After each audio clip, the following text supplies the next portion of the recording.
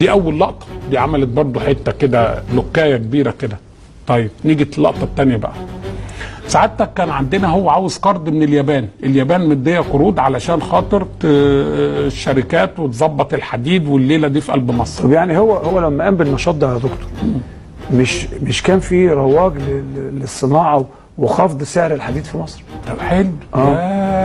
صدق بالله سؤال جميل جدا.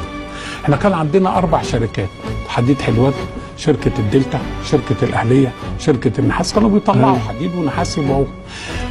ما احمد عز عمل زي ثوره 23 يوليو، قال لك اللي قبل الثوره ما كانش فيه حد. يا عم الناس اللي قبل الثوره دولت هوا يعني، ما كانش فيه سعد زغلول، ما كانش فيه مصطفى النحاس، ما كانش فيه النقراش، الناس دي هوا، الناس دي زباله كده هوا.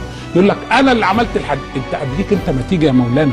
ما كانش فيه تيسير الهواري، ما كانش فيه الناس دولت، عيله الهواري وعيله الجمال كانت موجوده وتجاره الحديد كانوا شغالين مش كده برضه. أيوه. وكان في مصانع حديد. أيوه. وكان في شركه اسمها الشركه